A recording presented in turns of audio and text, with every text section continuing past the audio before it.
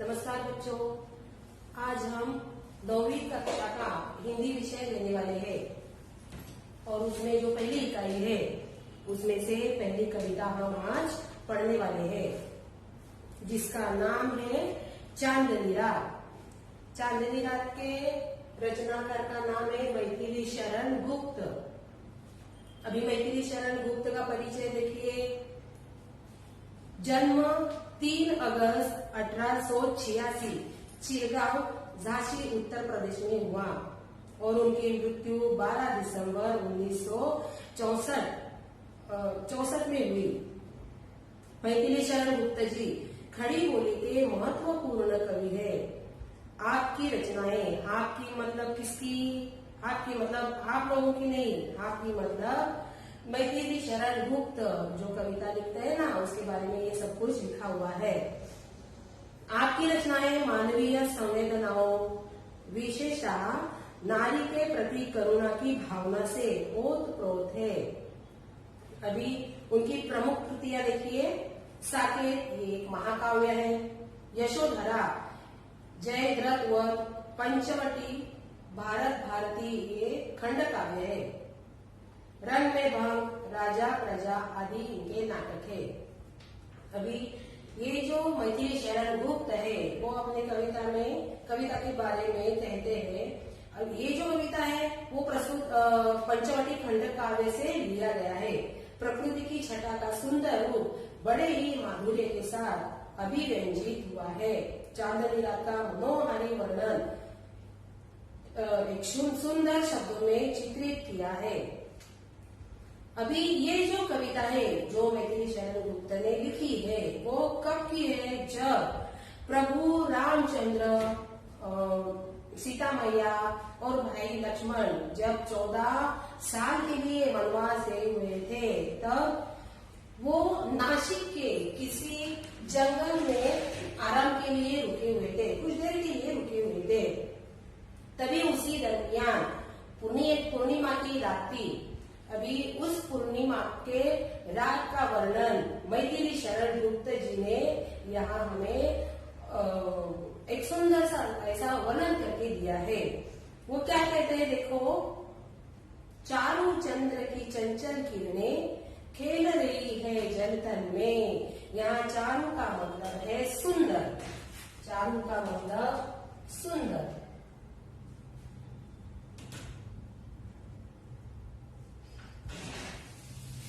चारों चंद्र की चंचल किरणें खेल रही है जलथल में। जल मतलब पानी, थल मतलब जमीन। जल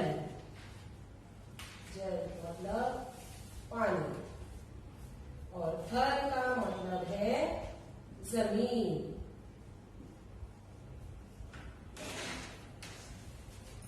स्वच्छ चांदनी बिछी हुई है अवनी और अंबर तल में। अवनी मतलब धरती, वसुंधरा, अवनी।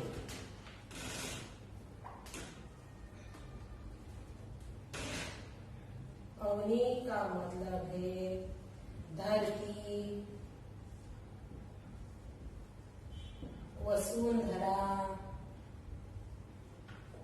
और अंबर का मतलब तो आपको पता ही है। अंबर का मतलब है आकाश। अंबर मतलब आकाश। न पुलक प्रकट करती है धरती। पुलक का मतलब है खुशी, रोमांच। पुलक का मतलब है खुशी, रोमांच। पुलक प्रकट करती है धरती हरित तृणों की नोकों से। तृण का मतलब है घास। तृण का मतलब घास।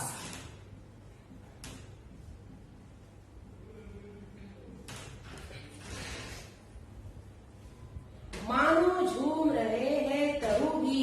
तरु का मतलब वृक्ष है। तरु मतलब वृक्ष, मतलब पेड़। मंद पवन के झोंकों से। क्या ही स्वच्छ चांदनी है यह, है क्या ही निस्तब्ध निशा। निस्तब्ध मतलब शांत, निस्तब्ध।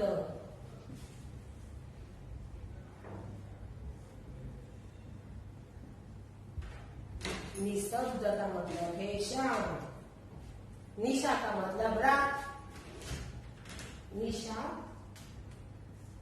मतलब रात। है स्वच्छंद सुमंद गंध वह, सुमंद धीमी सी, सुमंद, सुमंद मतलब धीमी, धीमी सी। है स्वच्छ सुमंद गंध वह, निरानंद है कौन दिशा। निरानंद का मतलब है आनंद न होना, निरानंद। निरानंद का मतलब है आनंद न होना।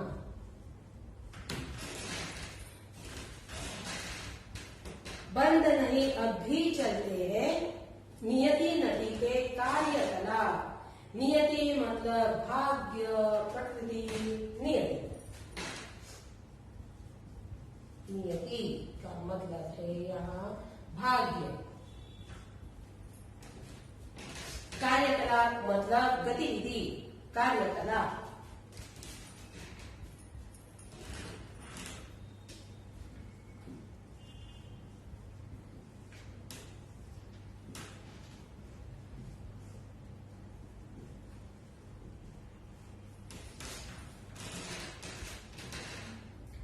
पर कितने एकांत भाव से, कितने शांत और चुपचाप। है बिखेर देती वसुंधरा। अभी यहाँ वसुंधरा का मतलब है जमीन। मोती सबके सोने पर, रवि बटोर लेता है उनको सदा सवेरा होने पर। रवि का मतलब है सूर्य, रवि, रवि मतलब सूर्य। और विरामदायिनी अपनी, विरामदायी मतलब विश्राम करना। विरामदायिनी अपनी संध्या को दे जाता है, शून्य शाम तनु जिससे उसका। शाम मतलब काला रंग, तनु शरीर, तनु का मतलब है शरीर।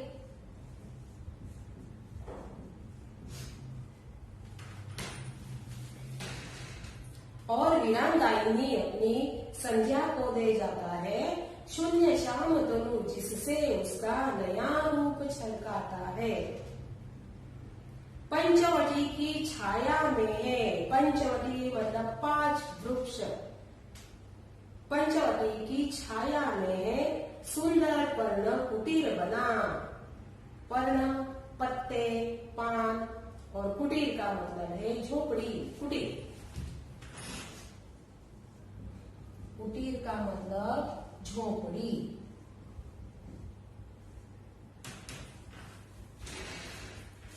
उसके सम्मुख स्वच्छ शिला पर, धीर वीर निर्भीक मना। निर्भीक, निर्भीक का मतलब है निडर, निर्भीक।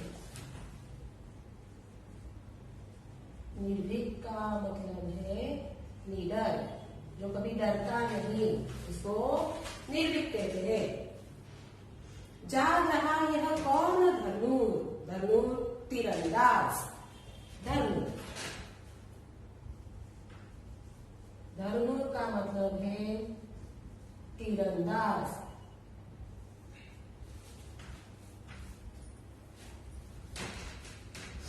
जाग रहा यह कौन धनुर, जबकि भुवन भर सोता है। भोगी कुसुमा युद्ध योगी सा, बना दृष्टिगत होता है। दृष्टिगत मतलब जो दिखाई पड़ता है, दृष्टिगत। अभी इसका अर्थ देखिए। चांदनी रात इस कविता में मैथिली शरण गुप्त कहते हैं, उन्होंने क्या किया है, चांदनी रात का वर्णन किया है। मतलब वह रात कब की थी, जब प्रभु रामचंद्र, सीता और उनके भाई वनवास गए हुए थे, किसी वन में वो रुके हुए थे विश्राम करने के लिए। तब कैसी रात थी? पूर्णिमा की रात थी। अभी उस पूर्णिमा उसके बारे में यहाँ हमें बताने की कोशिश की है। पहले 4 लाइन देखो। चारों चंद्र की चंचल किरणें खेल रही है जल थल में, स्वच्छ चांदनी बिछी हुई है अवनी और अंबर तल में। मैथिली शरण गुप्ता जी, इन्होंने क्या किया है? इस पद्य में प्रकृति की सुंदरता का वर्णन किया है। वर्णन करते हुए वे कहते हैं कि समय कौन सा है? रात का है। रात के समय चंद्रमा की जो चंचल किरणें हैं वो जल और थल में, मतलब जमीन में और पानी में खेल रही है, अटकेलियां खेलती हुई प्रतीत हो रही है। सब जगह चारों ओर स्वच्छ चांदनी बिछी हुई है, बिखरी हुई है। कहाँ पे? अवनी और अंबर में, मतलब धरती और आकाश में क्या हो गया है? चारों ओर स्वच्छ चांदनी बिखरी हुई है। समय कौन सा है? समय रात का है और रात के समय का ही यह वर्णन, मनमोहक वर्णन अपने मैथिली शरण गुप्त जी ने किया है। ये जो किरणें हैं वो कहाँ कहाँ पे खेल रही है? जल में और जमीन में। कैसे भा रही है? वो कैसे प्रतीत हो रही है? जैसे एक दूसरे के साथ वो खेल रही है, मौज में, मस्ती में। कोई वो रोकने वाला नहीं, टोकने वाला नहीं। जब रात का समय होता है तब उनका ही साम्राज्य होता है। सवेरे में मनुष्य इस धरती पे राज्य करते हैं और रात में जो आकाश में चांद होते हैं, जो छोटी छोटी चांदनियां होती है, वो क्या करती है? रात के समय ऐसे खेलती हुई प्रतीत हो रही है, दिखाई दे रही है। ऐसा मनमोहक वर्णन किसने किया है? मैथिली शरण गुप्त जी ने। अभी आगे देखो क्या कहते हैं। पुलक प्रकट करती है धरती हरित तृणों की नोकों से, मानो झूम रहे हैं तरु भी मंद पवन के झोंकों से। अभी देखो, जब हमें खुशी होती है, जब हमें आनंद होता है, तब हम क्या करते हैं? हमारी खुशी का इजहार हम नाच के, गा के, मुस्कुरा के करते हैं। ठीक उसी तरह धरती ने अपनी खुशी का इजहार कैसे किया है? खुश होकर धरती हमें बताने की कोशिश कर रही है कि हरित तृणों के झोंकों से, मतलब जो हरी घास होती है, घास के ऊपर जो नोक होते हैं, छोटे छोटे जो नोक होते हैं ना, उससे वो क्या करती है? झूम के अपनी खुशी का इजहार कर रही है। कौन? धरती। अभी और भी इजहार करने की कोशिश की है। कैसे? देखो, तरु भी, ये जो मंद हवा, जो हवा का झोंका आता है, तब ये सारी धरती की जो वृक्ष है, पेड़ है, वो क्या करते हैं? अपनी हवा में झूमते रहते हैं मंद होकर। आगे देखो, क्या ही स्वच्छ चांदनी है यह, है क्या है निस्तब्ध निशा, है स्वच्छंद सुमंद गंधव, निरानंद है कौन दिशा। मैथिली शरण गुप्त जी कहते हैं कि ये समय कौन सा है? रात का समय है। चारों ओर क्या हुआ है? प्रकाश ही प्रकाश सब में फैला हुआ है, चारों दिशाओं में। और चांदनी कैसे प्रतीत हो रही है? स्वच्छ दिख रही है। अभी इसी ये जो रात है वो कैसे है? शांत है। हर जगह शांति ही शांति फैली हुई है। अभी इसी शांत वातावरण में, शांत रात में एक धीमी सी खुशबू, ऐसा प्रतीत होता है कि कोई धीमी सी खुशबू हमारे नाक को सूंघ रही है। ठीक है, धीमी सी खुशबू चारों ओर फैली हुई है और सब जगह आनंद ही आनंद है। कभी कहते हैं कि किसी ऐसा अच्छा वातावरण जब धरती पर होता है रात के समय, तो ऐसा प्रश्न पढ़ने की गुंजाइश ही नहीं कि क्या आनंद ही न हो। ठीक है। सभी दिशाओं में क्या है, आनंद ही आनंद फैला हुआ है। पहले मैंने बताया कि सुबह हम सब मनुष्य का राज्य होता है अपनी धरती के ऊपर, बाद में रात का समय कौन राज्य करता है इस धरती पर, चंद्र, तारे, जो पेड़ है, घास है, हरी हरी घास है, वो लहरा कर अपना क्या कर रहे हैं, खुशी का इजहार करते हैं। आगे देखो, मंद नहीं अब भी चलते, नियति नटी के कार्यकलाप, पर कितने एकांत भाव से, कितने शांत और चुपचाप। अभी रात के समय चारों ओर सन्नाटा छाया हुआ है। मैथिली शरण गुप्त क्या कहते हैं कि धीमी सी खुशबू भी आ रही है, और तो और ये जो धरती पर, जो प्रकृति पर जो भी कुछ चीजें हैं, वस्तुएं हैं, वो क्या करती है, अपना कार्यकलाप चालू रखा है। मतलब चारों ओर शांति शांति है, लेकिन बाहर जो पेड़ है, पौधे हैं, जो अनेक चीजें वो क्या करती है, अपनी खुशी का इजहार करते हैं। अभी ऐसा सुंदर और मनमोहक वर्णन मैथिली शरण गुप्त ने चांदनी रात का किया है। आगे देखो क्या बोलते हैं, है बिखेर देती वसुंधरा, मोती सबके सोने पर, रवि बटोर लेता है उनको सदा सवेरा होने पर। अभी ये जो वसुंधरा है, वसुंधरा मतलब धरती, वो क्या करती है, रात को जो ओस की बूंदें पड़ती है वो कैसी होती है, मोतियों की तरह होती है। मोतियों की तरह होने के वजह से ये जो धरती है वो पूरी तरह प्रकाशमय होती है, चारों ओर प्रकाश ही प्रकाश फैला होता है। और क्या कहते हैं, देखो जब ये ओस की बूंदे धरती पर, पेड़ के पत्ते पर जब गिरती है तब वो मोतियों जैसे लगते हैं। अभी जब सवेरा होते ही क्या होता है, सूर्य का आगमन होता है, रवि आ जाता है। रवि का मतलब क्या बताया मैंने, सूर्य, ठीक है। अभी ये जो सूर्य आता है, सूर्य का आगमन होते ही वो क्या करता है, जो ओस की बूंदे है, जो मोती गिरे हुए हैं, वो क्या करता है, लपेट लेता है, अपने में वो लपेट लेता है। मतलब क्या करता है, वो जो बूंदे होती है, जो मोती होती है, वो गायब करता है। वो मोती सूख जाते हैं, ओस की बूंदे वो सूख जाती है। और वीरान दायिनी अपनी संध्या को दे जाता है, शून्य शाम तनु जिससे उसका नया रूप छलकाता है। अभी ये रवि क्या करता है, वो पूरे दिन अपना साम्राज्य जताता है। मतलब पूरे दिन किसका राज्य रहता है, सूर्य का। अभी उसने क्या किया, सवेरे होते ही जो रात में जो ओस की बूंदे गिरी हुई थी, जो मोती गिरे हुए थे, वो उसने क्या किया है, वो अपने में लपेट लिया है। उसने वो अभी क्या किया, अभी सूर्य का जाने का समय हो गया है। अभी वो जो इकट्ठा की हुई जो बूंदे है वो क्या करता है, वो शाम को मतलब संध्या को उसके हाथ में सौंप जाता है, और वो खुद आराम करने के लिए निकल जाता है।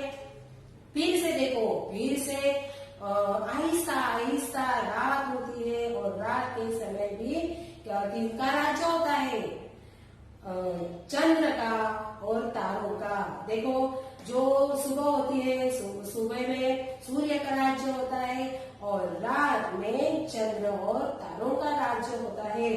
सूर्य ने क्या किया है, सब जो होती है वो समेट कर शाम होते ही संध्या को उनका उपहार वो जाते जाते दे जाता है, और खुद आराम करने के लिए निकल जाता है। आगे देखो, पंचवटी की छाया में है सुंदर पर्ण कुटीर बना, उसके सम्मुख स्वच्छ शिला पर धीरे धीरे निर्भीक मना। अभी इसी रात में, ये जो पूर्णिमा की रात है, उसी रात में देखो और एक मनमोहक वर्णन मैथिली शरण गुप्त ने किया है। वो क्या है, पंचवटी मतलब 5 वृक्ष, 5 वृक्ष के नीचे उसकी छाया में, वृक्षों की छाया में क्या है, एक पर्णकुटी है। पर्ण मतलब पत्ते, पत्तों से और घास से क्या किया है, एक झोपड़ी बनाई गई है। वो जो मैथिली शरण गुप्त है उन्हें वो झोपड़ी दिखाई देती है। अभी सुंदर पर्ण कुटीर बना, मतलब ये जो पर्ण से और घास से क्या बनी हुई है, एक झोपड़ी दिखाई देती है। ठीक उसके सामने, उसके सम्मुख स्वच्छ शिला पर धीर वीर निर्भीक मना, मतलब एक वीर पुरुष उस पर, उस शिला पर, उस पत्थर पर बैठा दिखाई दे रहा है। कहाँ पर, उस पर्ण कुटीर के झोपड़ी के ठीक सामने ही क्या है, बड़ा सा पत्थर है और उस पत्थर के ऊपर कौन बैठा है, एक नौजवान बैठा है, एक वीर बैठा है। आगे देखो क्या लिखते हैं, जाग रहा यह कौन धर्म, जबकि भुवन भर सोता है, भोगी कुसुमायुत योगी सा बना दृष्टिगत होता है। अभी ये जो पंचवटी है, पंचवटी का क्या बताया मैंने कि 5 वृक्ष है और 5 वृक्षों की छाया में एक पर्णकुटी है। ठीक उसी पर्णकुटी के सामने एक पत्थर है और उस पत्थर के ऊपर नौजवान बैठा है।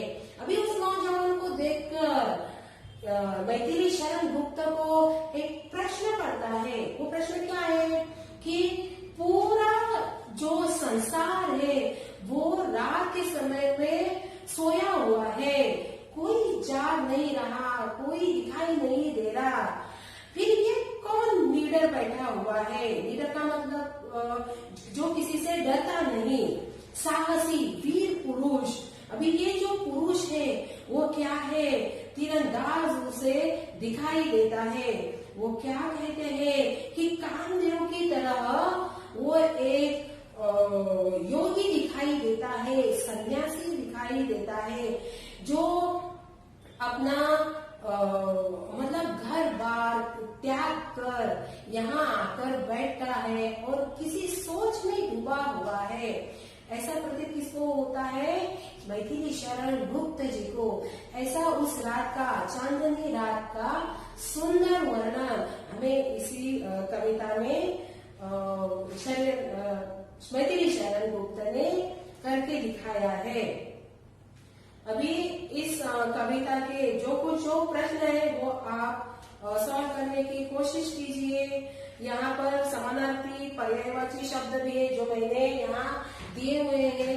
ये सब समानार्थी शब्द है, शब्द के अर्थ है, ये सब आप लिख के रखो अपनी बही में। ये आपको आगे जाके फायदा होने वाला है, क्योंकि परीक्षा में आपको समानार्थी पर्यायवाची शब्द भी पूछे जाते हैं, विरुद्धार्थी शब्द भी पूछे जाते हैं, इसलिए ये आपकी बही में होना आवश्यक है। अभी यहाँ पे जो तरु है, वसुंधरा है, चंदन है, इसके आपको पर्यायवाची भी शब्द लिखने हैं। तरु जैसे कि वृक्ष है, वृक्ष बोलते हैं, पेड़ बोलते हैं, विटक बोलते हैं, गाछ बोलते हैं। वसुंधरा का और भी समानार्थी शब्द है, जैसे कि अचला, धरा, जमीन, वसुंधरा, धरित्री, ये सब वसुंधरा के समानार्थी शब्द है। और चंद्र के भी है, जैसे कि शशि है, हिमकर है, चांद, चंद्रमा। आगे में देखो कृषक, कृषक मतलब किसान, अपना अन्नदाता होता है, भूमिपुत्र होता है, हलदर है। उद्यान का मतलब भी क्या है, पवन है, उपवन है, बगीचा है, बाग है, वाटिका है। और अरण्य, अरण्य का मतलब क्या है, वन है, जंगल है, कांटा है, कानन है। ऐसे ये सब समानार्थी शब्द मतलब पर्यायवाची शब्द है, वो आपको लिखने आने चाहिए। अभी चांदनी रात की जो विशेषताएं बताई है, कौन सी फिर से हम एक बार लेंगे। चांदनी रात की जो 7, 8, 9 ऐसी विशेषताएं हमें मैथिली शरण गुप्त जी ने बता दिया है।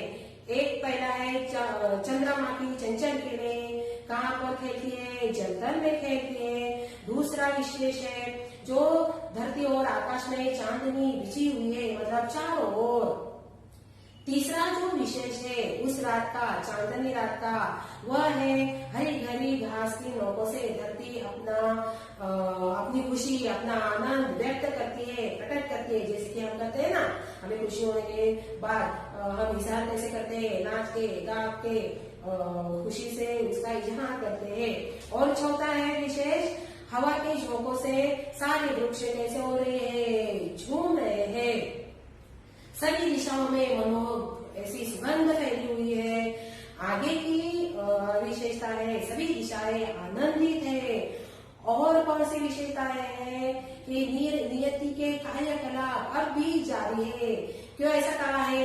रात्रि का समय है, रात्रि के समय ऐसे कौन बाहर निकलता है? कोई नहीं बाहर निकलता है। हम सब अपने घर में सो जाते हैं, लेकिन जो प्रकृति ने निर्माण की है जो वस्तु है, चीजें, वो क्या करती है, अपना कार्य चालू रखते हैं, उनकी क्रिया जो है वो जारी रहती है। एक ये विशेष है।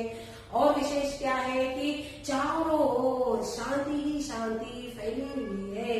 ऐसा मनमोहक विशेष और वर्णन हमें चांदनी रात इस कविता में मैथिली शरण गुप्ता जी ने करके बताया है। आशा है ये कविता आपको जरूर समझ में आई होगी। इसके जो प्रश्न उत्तर है वो आप अपने वही में लिख लीजिए। और आगे का वीडियो हम जल्द ही तैयार करने वाले हैं। तब तक के लिए नमस्कार।